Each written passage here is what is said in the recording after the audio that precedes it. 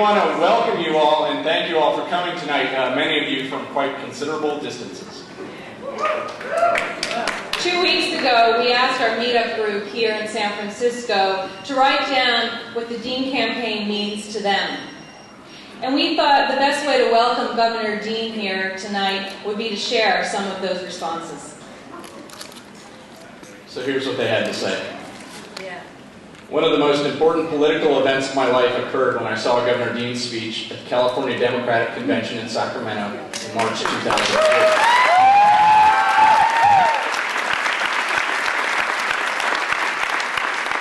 I left the Green Party and rejoined the Democratic wing of the Democratic Party.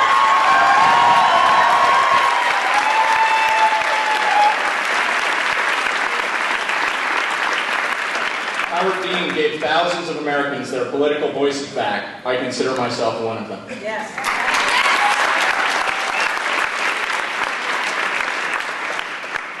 The Dean campaign has allowed me to meet incredible people all over the state and all over the country. It has been a lesson in Politics 101 to prepare me as a Dean Democrat to change America and empower my community, the Latinos. All right.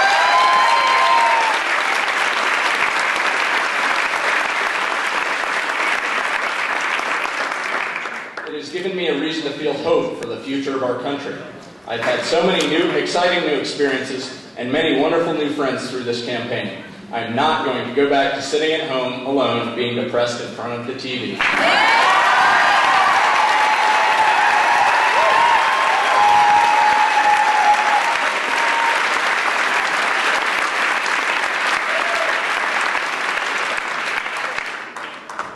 Learning again the meaning of community, joining thousands of other people working towards a common goal of waking up the Democratic Party. Yeah.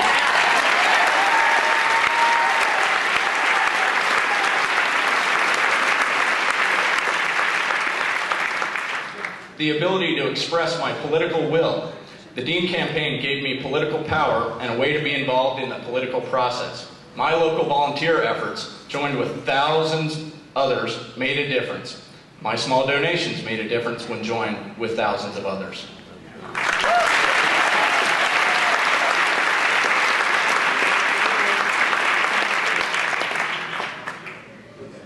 This experience was wonderfully reaffirming, energizing, and a true source of hope. I met a whole lot of amazing Americans. I learned about my country's political system. I found my political voice. I felt empowered. I actually registered as a Democrat.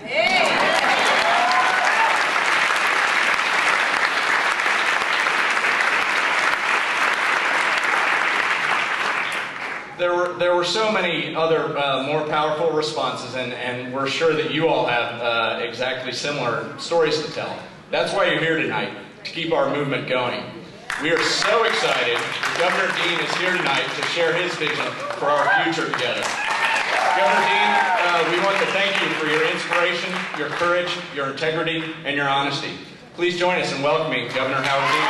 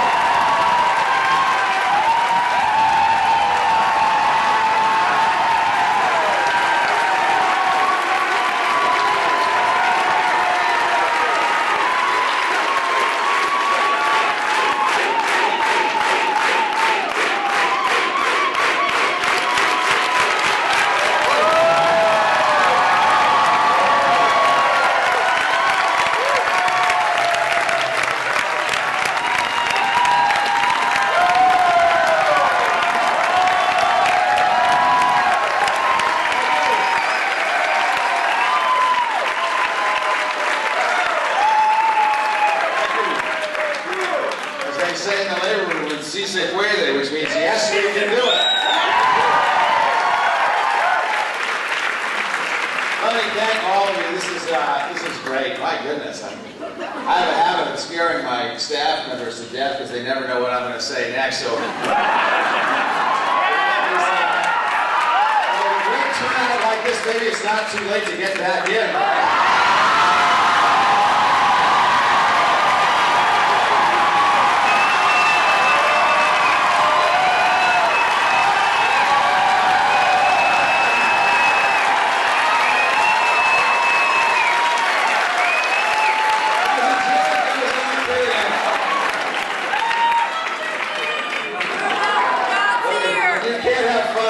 You shouldn't be in it. And you all sure did have a lot of fun. We're not done with this, however. I want to thank all of you who did support the campaign. We did not win the nomination, but we changed the debate, and we're going to take that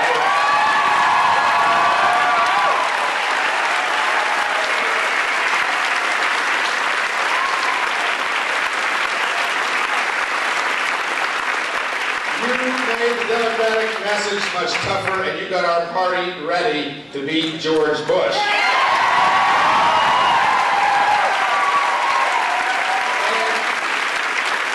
And more importantly, you have changed politics forever by showing it's possible for ordinary Americans with small donations to build a movement that comes from nowhere and that takes this country back, and that's what we're going to do.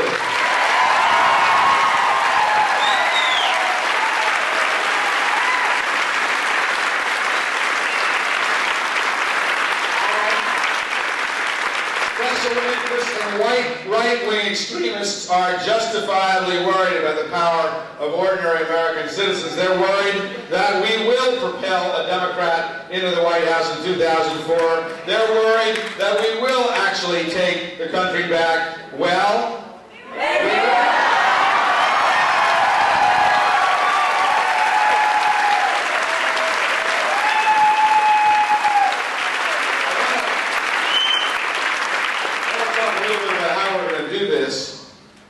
and talk about what we're facing in 2004. It's pretty clear to me that George W. Bush is a failed president. On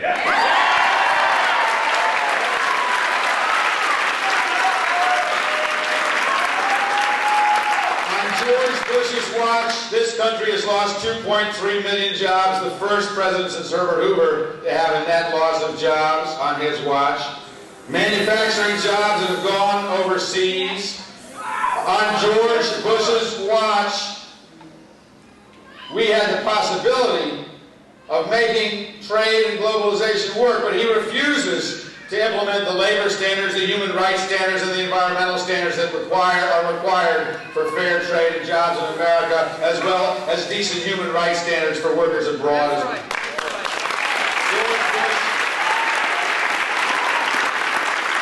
George Bush has opposed fair wages, he's opposed decent unemployment benefits, he has opposed decent overtime protections for ordinary Americans.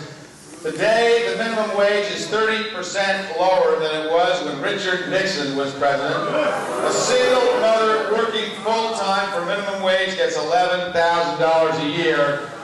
$4,000 below the poverty line. We can do better in this country, and we will.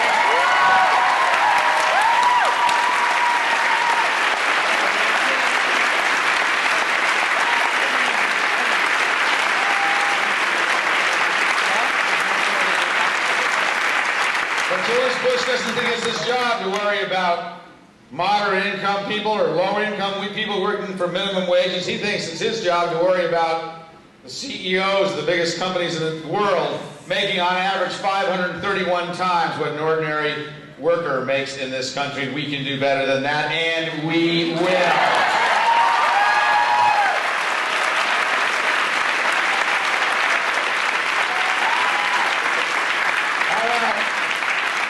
How about George Bush's tax policy? George Bush, his policy has represented an enormous transfer of wealth, our taxpayer dollars, taken from middle-class people and given them to the wealthiest Americans and the largest corporations in the world. He has also created the biggest deficits in the history of the United States of America. That is money that our kids are going to have to pay back. We can do better, and we will.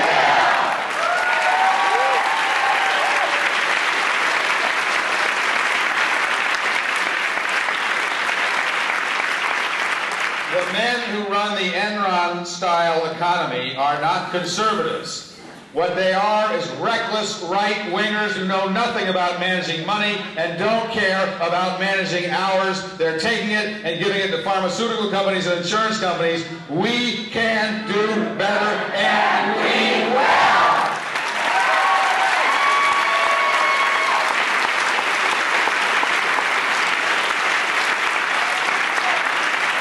We can create new jobs in this country, but not by piling up new debt. People don't invest in countries where the balance sheet looks like it did in Argentina 4 years ago. People don't invest in countries where they know the value of the dollar is going to come down and interest rates are going to go up because deficits have reached $500 billion a year. Let's be clear. The Bush tax cuts didn't have any effect on average Americans except to drive up their property taxes and drive up their health insurance premiums and drive up their college tuitions. 60% of Americans got $304 on average. The people who make $1 million a year got an average of $113,000 a year in tax cuts.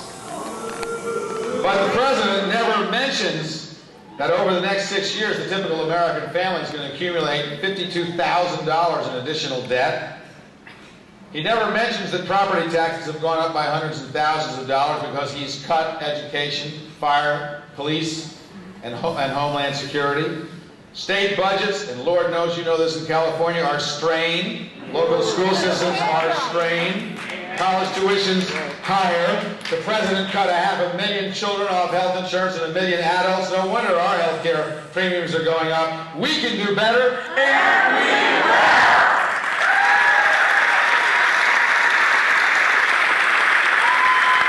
43 million people in this country have no health insurance, the last industrialized country on the face of the earth, and I can't resist doing this one more time.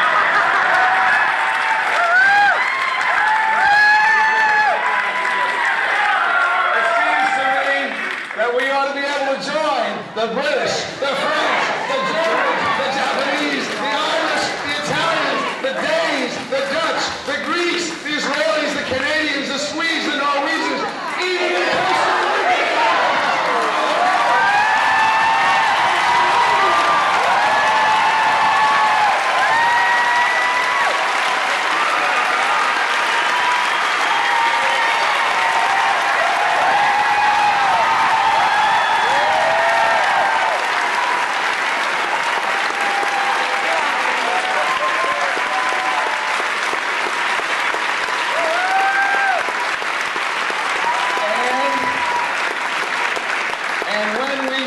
George W. Bush back to Crawford, Texas, we'll have a president who understands ordinary Americans and will join all those other countries that have health insurance for every single one of their citizens, and we'll have health insurance for every American here as well, and join the rest of the world.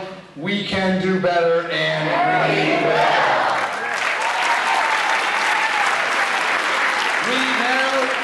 We now know, and school boards know, and governors know, and taxpayers know, and members of Congress know, that President Bush's No Child Left Behind bill left every child left behind. It left every teacher behind. It left every property tax payer behind. The Secretary of Education said that leading teachers organization was a terrorist organization. Let me tell you that the people who are anti-public education in this country are in Washington. The Secretary of Education presided over a school system in Houston that falsified their dropout rate, falsified their college aspiration rate, falsified their school violence rate. Send them back to Texas. We can do better, and we will.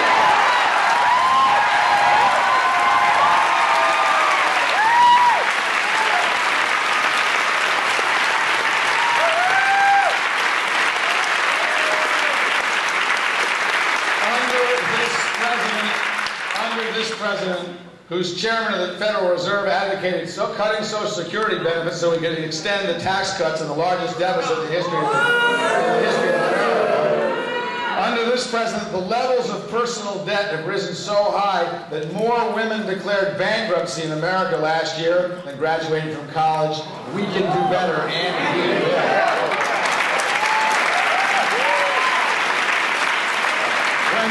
George Bush was running for president of the United States in the year 2000, he promised that his model judges would be people like Antonin Scalia, who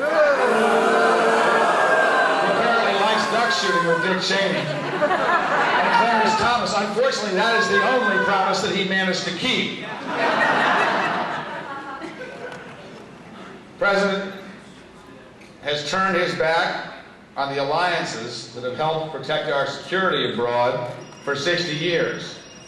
He launched a unilateral, preemptive Iraqi war whose mission, stability in that nation and greater security for America, remains unaccomplished. In the process, he's misled our citizens about the facts, something that many Americans will not forgive. The biggest issue in this campaign is rapidly becoming not jobs and not even the war in Iraq. The biggest issue in this campaign is rapidly becoming the credibility and the believability of the President of the United States.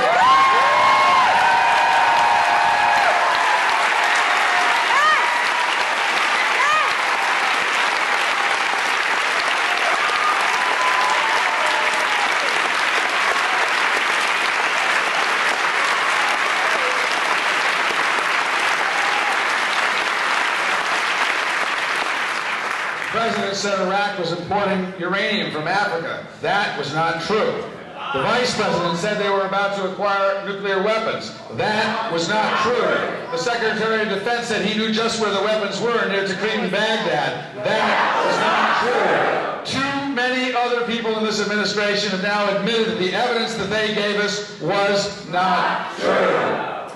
The President said we were all safer now that Saddam was in jail. I think 200 Spaniards and 566 American, brave American soldiers will tell you the opposite.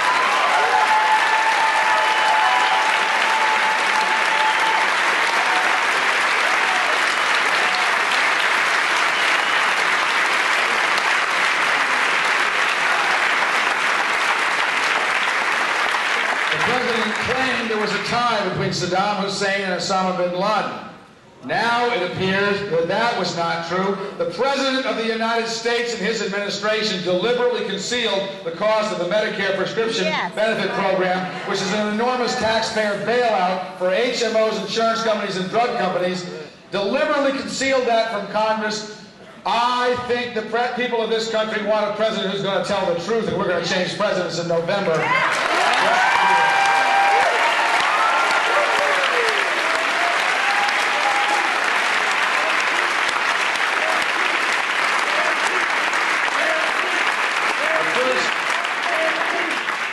First round of the Bush television ads was widely condemned for exploiting people who had died and lost their families in 9/11.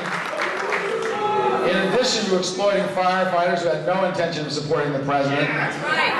What was troubling in these ads, and it was even more troubling as far as I'm concerned, is that he sought to blame the previous administration for a weak economy over 3 years into his administration. You can tell when presidents fail to lead, because when you blame your predecessor for the fact that you have failed to do anything about jobs in nearly a 4-year term, that is not leadership. That is running from your record. And this president is running from his record.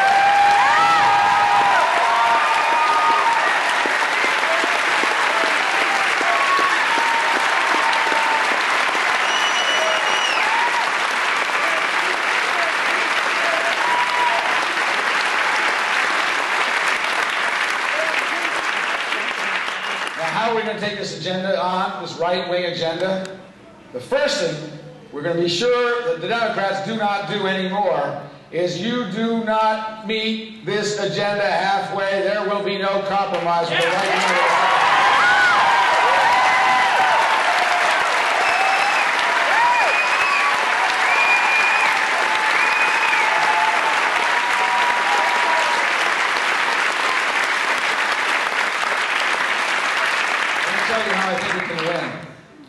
In order to beat George Bush, we've got to stand up for our principles and not paper over our differences with the most radical administration in our lifetime. In order to win, we have to aggressively expose the ways in which this president's policies have benefited the most privileged and excluded everybody else. To win, we have to confidently advance a policy agenda rooted in hope and real American values, opportunity, integrity, and community.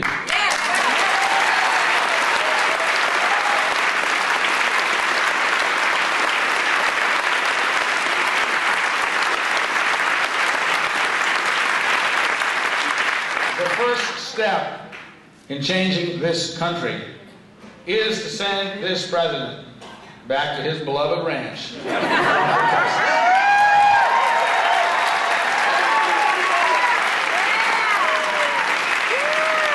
nominee of this party is going to be John Kerry, and I will do everything I can to make sure that John Kerry succeeds in sending George Bush back to prime.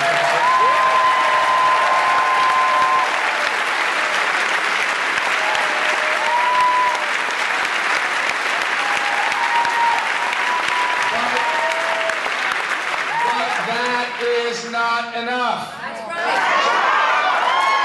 Changing presidents is not enough. We are going to fundamentally change the Democratic Party.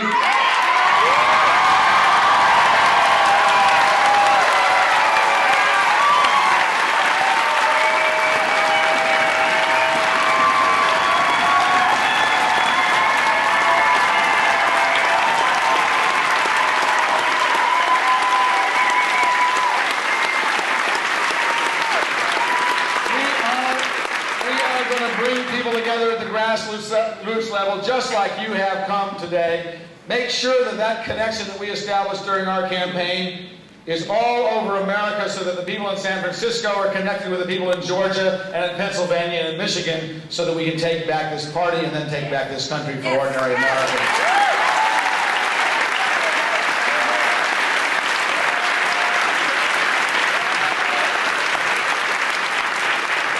So here's what I propose. Out of Dean for America, we will create a new enterprise, Democracy for America.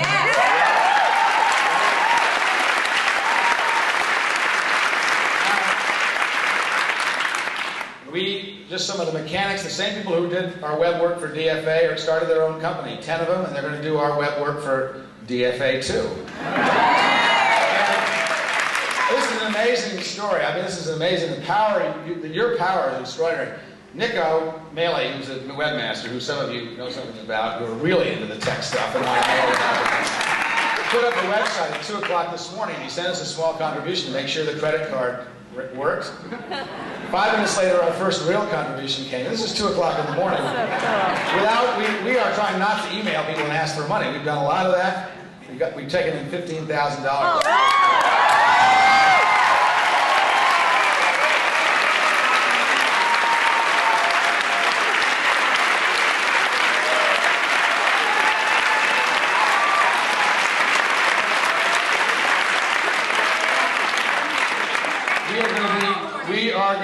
Democracy for America will be committed to the same core principles the campaign was. First, we're committed to promoting strong grassroots involvement in campaigns and democracy with ordinary citizens, not just as donors, but as candidates, as organizers, and as active participants.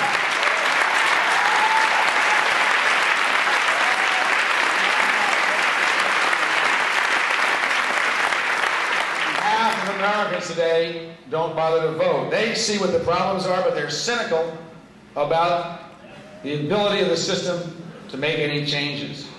Only through doing will people recognize the power that they have to change this country. For some of you, that will mean running for office, for school board, city council, state legislature, maybe even the United States Congress. Others, we want you to participate as grassroots partners, supporting these candidates, taking leadership roles in organizing. I happened to be on a conference call with a lot of organizers the other day. Evidently in Pasadena, the entire Democratic Party has been taken over by Dean for America.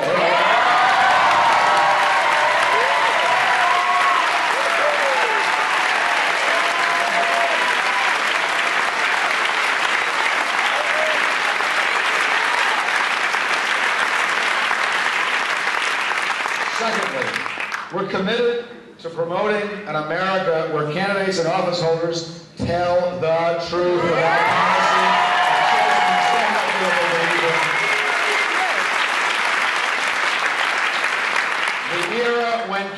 candidates and office holders mislead us about fundamental matters like jobs and war and peace is over. We can do better, and we will. Third, we are absolutely committed to fighting the influence and agenda of the two pillars of George Bush's administration. One, the far right wing and their radical, divisive, and extremist views. And two, selfish corporate special interests.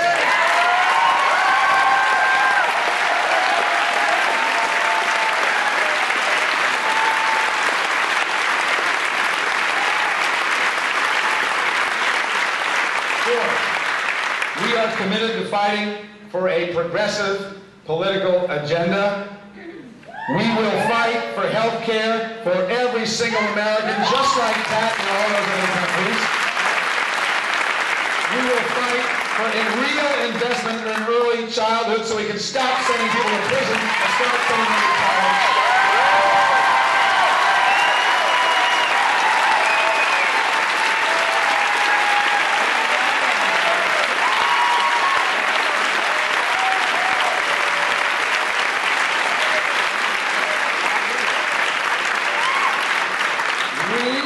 I hardly need to say this in San Francisco.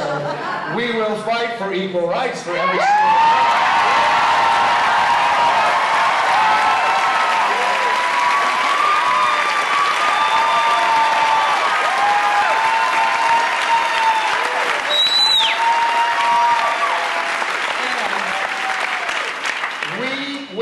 fight for fiscal responsibility so that we can have social justice and decent social programs, not just in good time when there's money, but also in difficult times. Republicans not only don't care about 96% of ordinary Americans, but they do not know how to manage money anymore. You can't have social justice unless we can balance budgets. We need jobs, we need social programs, we need health care, and we can have it. We can do better, and we can do better.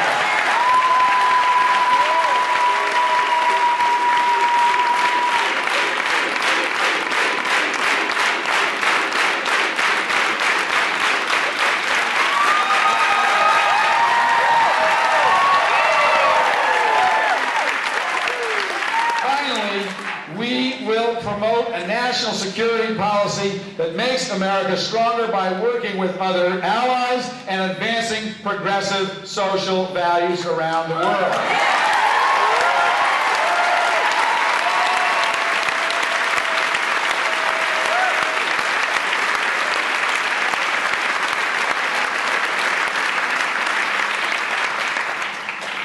We'll begin by taking back the White House. Our new enterprise will help in every way possible. We'll focus on key battleground states, mobilizing our national network of supporters and groundbreaking organizing tools we developed during the previous campaign. We will support candidates across America who stand for our principles. That begins with the members of Congress who have the courage and vision to stand with us during our race for the White House when no one else would.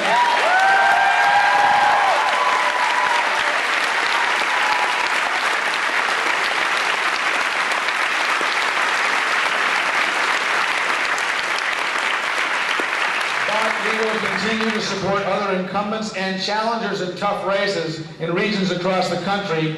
We will help give some financial support through a political action committee. I'll travel to speak on behalf of candidates. We'll put our grassroots network to work supporting these folks, because it's not enough to send George Bush back to Crawford, Texas. Tom DeLay is soon to follow.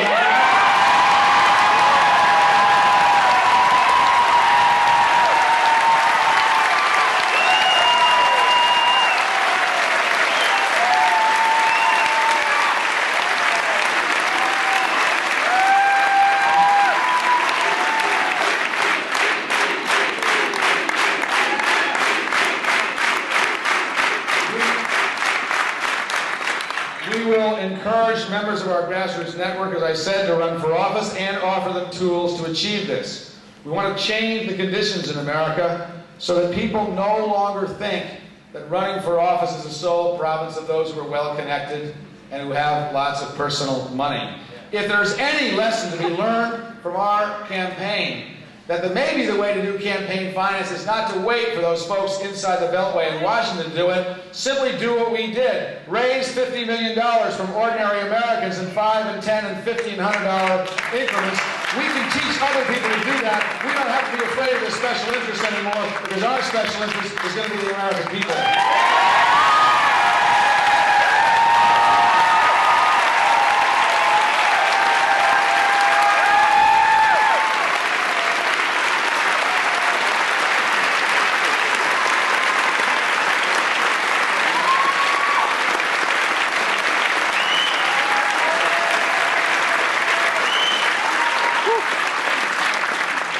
Dean for America, Democracy for America will maintain interactive websites where supporters can plug in, join the discussion, get involved. I don't want to oversell this. We had 600 people working for us. We're going to have 8 now, because our intention is to raise about $3 million so that we can help other candidates, and that does not include having a big bureaucracy in Burlington.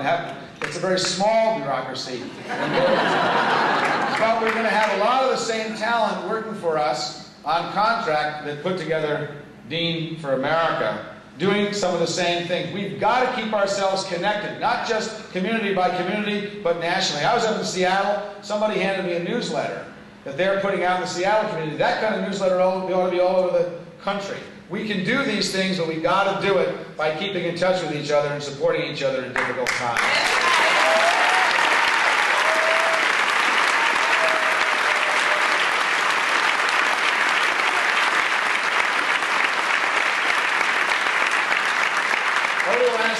I've been into a lot of meetings with other organizations, and so have a lot of our staff folks, and we discovered that a lot of people are doing the kinds of things that we want to do. We are not going to raise money and compete with those groups. We're going to work with them. So we're going to have partnerships. First partnership I'm going to announce is a partnership with the Service Employees International Union for corporate responsibility.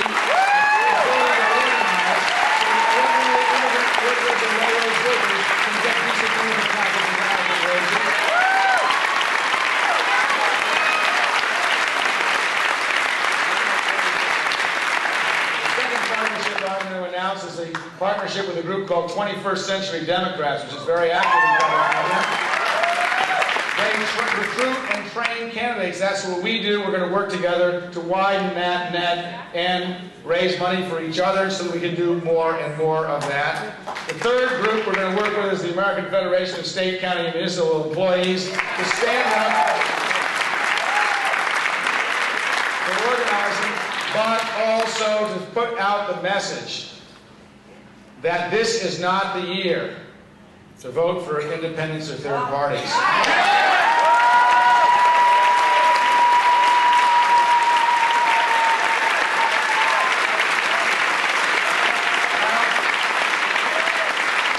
have a lot of experience in Vermont running with third parties. And I know that Ralph Nader has done a great deal for this country. He really has. He has a long legacy of doing. But the effect of a re-election of George W. Bush would be to undo his 40-year career fighting for consumers and the environment. We cannot let that happen. We cannot let that happen.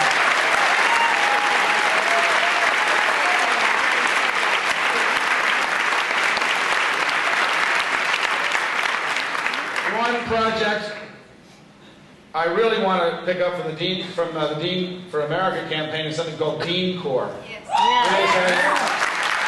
For those of you who are in Iowa, you know all about this. We have discovered that while it's true that young people don't vote a lot in national elections, they also serve their community at a higher percentage than any other age group in the country. They do things for the environment. We put together this group of kids in Iowa.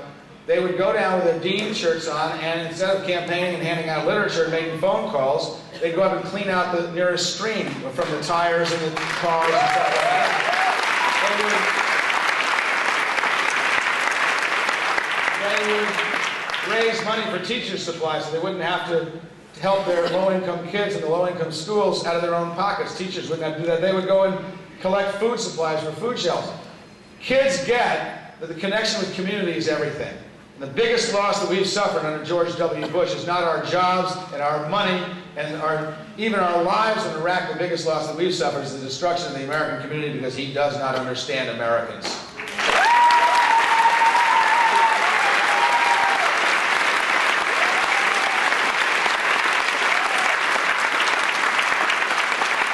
One of the extraordinary things that happened in our campaign is we built an enormous community of 700,000 people around this country. People still can't figure out the internet. They think it's a great way to raise money, and I can tell them right now, if you don't have anything to say, nobody's going to send you anything.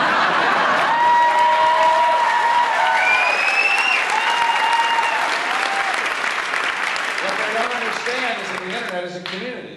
It's a community of people who don't happen to be co-located in a geographic location. We need to keep that community going because that community is the essential tool in giving people back hope. So many of those uninformed folks in the media wrote about the anger of this campaign. This is a campaign about hope. It's about giving ordinary people power to control their own lives.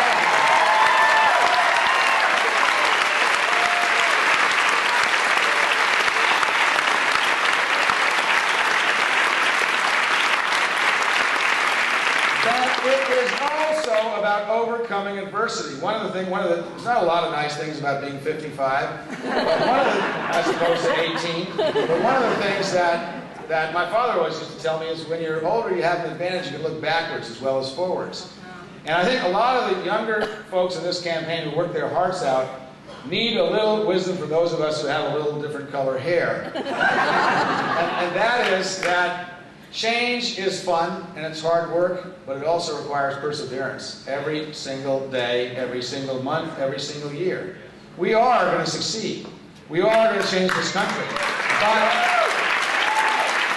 in order to do so, we're going to have to understand that there will be setbacks. I was never discouraged when I was running for president. Even though we lost a lot of primaries, I was never discouraged. And the reason I was never discouraged is because I knew we would come back every single time. And here we are, a month after Wisconsin, we're back again.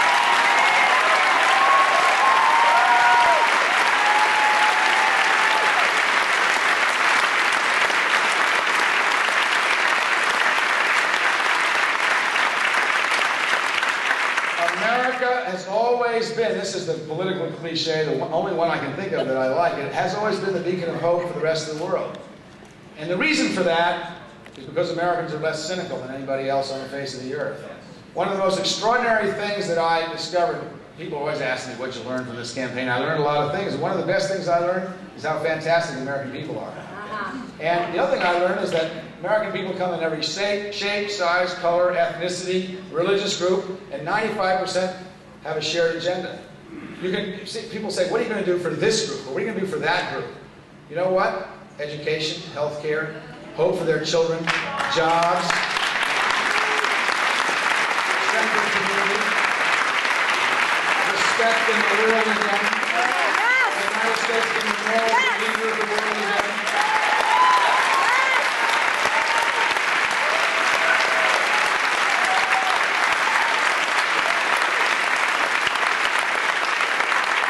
Equal rights under the law, so we stop hassling people at airports because they come from Southeast Asia.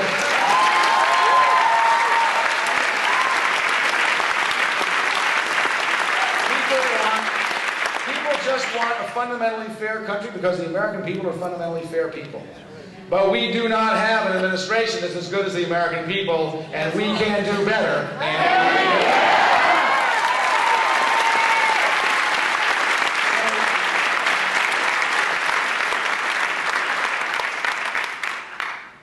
So we will prevail. It will take time. We can never let up. We can't do it all at once. I'm not the nominee of this party, but having a Democrat, having John Kerry is far preferable to what we have, and I'm cheerfully going to work for his election. I ask you to do it too, and I'm cheerfully...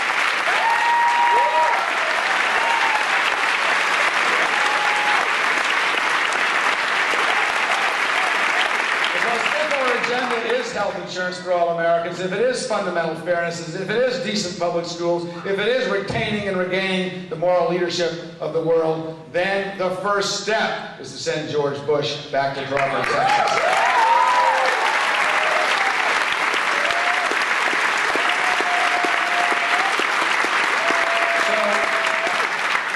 to the website. This one's easy to remember, democracyforamerica.com.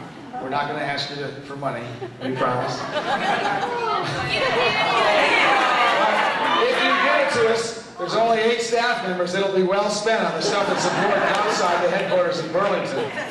Let me just close by, not by saying you have the power, because you do. You wouldn't be here if you didn't. But by saying we have the power. Yes. We have the power. We are going to win. We are going to win in 2004, not just by changing presidents, but by changing America. Thank you so much for all you did.